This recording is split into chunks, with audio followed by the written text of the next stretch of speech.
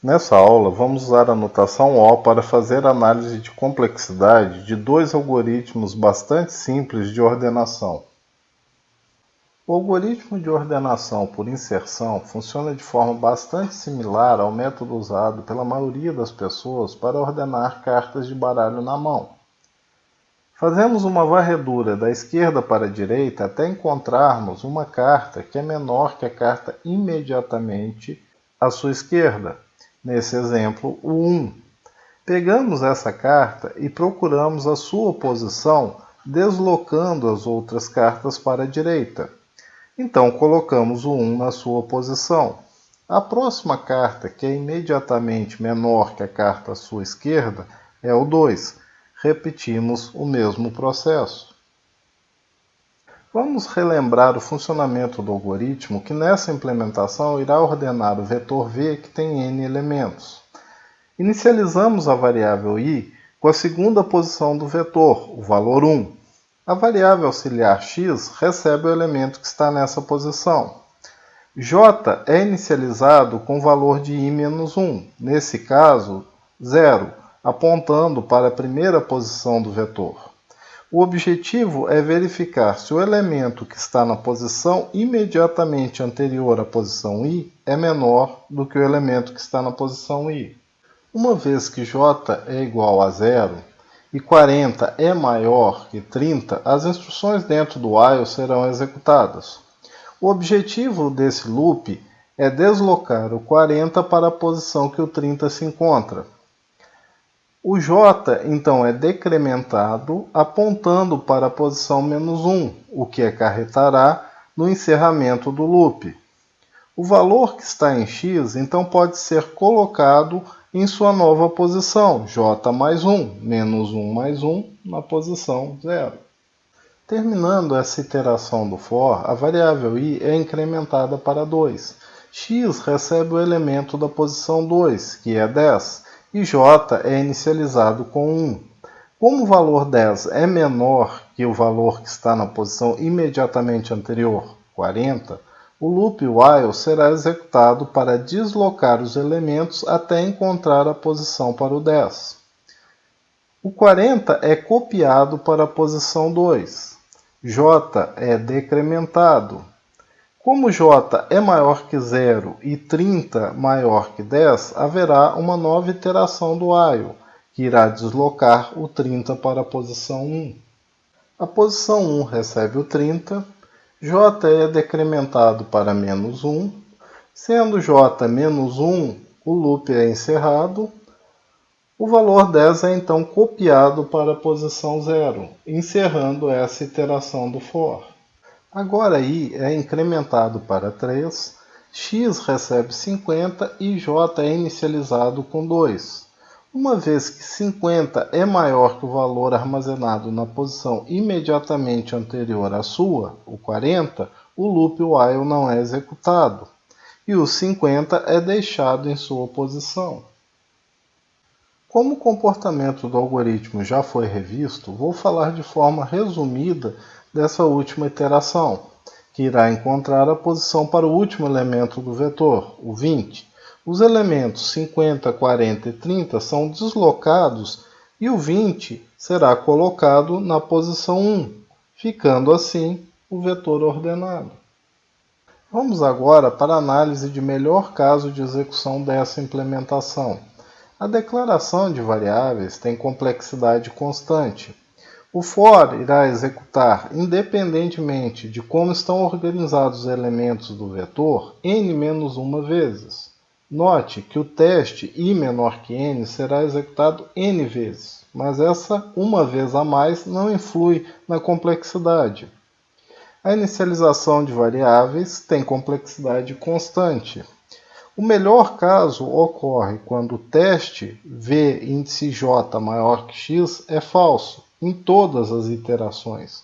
Isso ocorre quando o elemento imediatamente anterior ao elemento armazenado na posição i é menor que o armazenado na posição i, ou seja, quando esse vetor está ordenado. Nesse caso, o bloco dentro do while não será executado nenhuma vez. Então podemos considerar apenas nessa situação que o while tem complexidade constante. A última atribuição de variáveis também tem complexidade constante. Dessa forma, a complexidade de tudo que está dentro do for é constante, e n-1 vezes O de 1 é igual a O de n, que é a complexidade de tempo no melhor caso desse algoritmo. Como já vimos, as declarações de variáveis e atribuições possuem complexidade de tempo constante. Então essas instruções têm complexidade O de 1. Uma vez que o bloco do while é executado um número diferente de vezes a cada iteração do for, a simples multiplicação do número de iterações do for pela complexidade do seu bloco não funciona para esse caso. A forma de analisar a complexidade desse algoritmo é calcular quantas vezes o bloco dentro do while, que apresenta complexidade O de 1, será executado no total. O pior caso de execução ocorre quando o teste v índice j maior que x é sempre falso, e a execução do bloco while é sempre finalizada quando j atinge -1. Esse caso ocorre quando o vetor está ordenado em ordem decrescente. Para i igual a 1, o 50 será deslocado para o lugar do 40. Então, o 40 será colocado na posição 0. O bloco dentro do while executa uma vez. Para i igual a 2, o 50 é deslocado para a posição 2. O 40 é deslocado para a posição 1. E o 30 é armazenado na posição 0. O bloco dentro do while é executado duas vezes. Para i igual a 3, o bloco é executado 3 vezes, deslocando o 50, o 40 e o 30. Para i igual a 4, o bloco é executado 4 vezes. Note que na primeira iteração temos uma execução do bloco dentro do while. Na segunda, 2 e assim por diante. Na última, teremos n-1 execuções.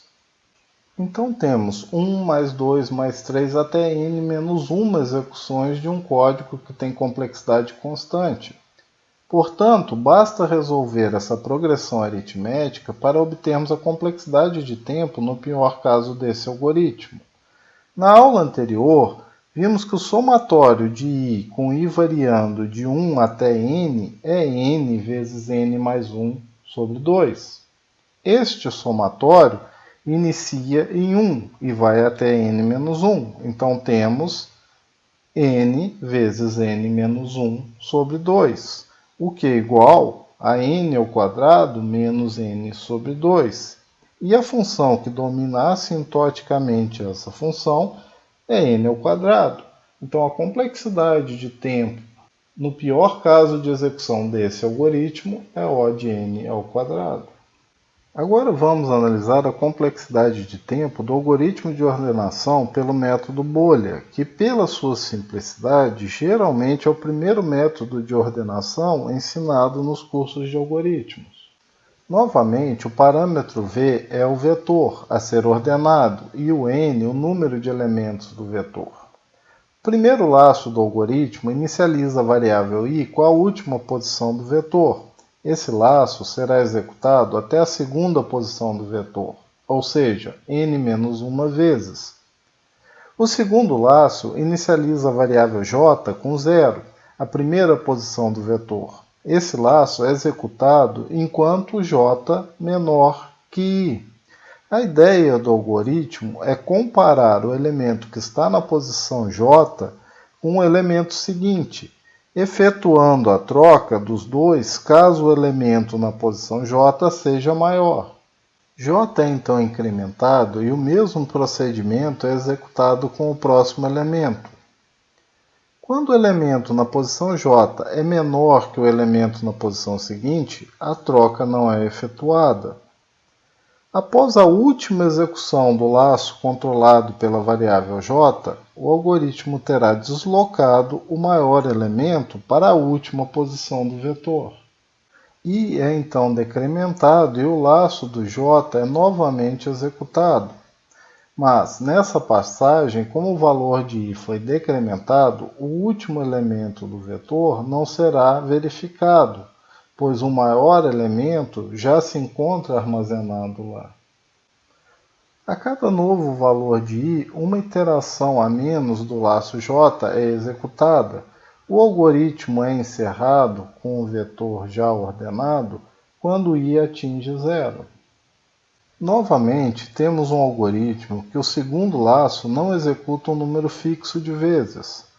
A melhor estratégia para obter a complexidade de tempo desse algoritmo é calcular quantas vezes o comando if será executado, uma vez que o teste tem complexidade constante e o código que faz a troca dos elementos armazenados em posições consecutivas do vetor também. Como vimos, na primeira iteração do laço mais externo, teremos n-1 comparações e possíveis trocas. Na segunda iteração, temos n-2 comparações e possíveis trocas, e assim sucessivamente, até chegar em 1. Portanto, temos o seguinte somatório: n-1 mais n-2 mais 2 mais 1. Como já vimos, o resultado desse somatório é n vezes n-1 sobre 2, o que é igual a n ao quadrado menos n sobre 2. E a função que domina assintoticamente essa função é n ao quadrado. Mas isso ocorre no melhor ou no pior caso? A resposta é nos dois casos. A diferença entre o melhor caso e o pior caso é que no melhor caso o if sempre resultará em falso e o código da troca nunca será executado. Isso irá ocorrer quando o vetor já estiver ordenado. Mas notem que o teste do if tem complexidade constante e o bloco dentro do if também tem complexidade constante. Então, executando ou não essa troca, o if tem complexidade constante. Portanto, em termos de notação O, que ignora as constantes, o melhor e o pior caso apresentam a mesma complexidade. Isso não quer dizer que se fizéssemos medições de tempo executando o método bolha para um vetor ordenado e para um vetor ordenado em ordem decrescente, teríamos o mesmo tempo de execução. O que teríamos é um comportamento quadrático para os dois casos, sendo a diferença entre as duas curvas a multiplicação por uma constante que representa o tempo da troca dos elementos. No pior caso, haverá troca de elementos em todas as iterações do segundo laço. No melhor caso, o vetor já estará ordenado e nenhuma troca será feita. É claro que isso afeta o tempo de execução. É possível tornar o melhor caso linear, com uma pequena alteração no código. Caso o segundo laço execute sem que ocorra nenhuma troca, o algoritmo pode ser encerrado. Isso pode ser controlado através de um flag. Essa alteração ficará como exercício.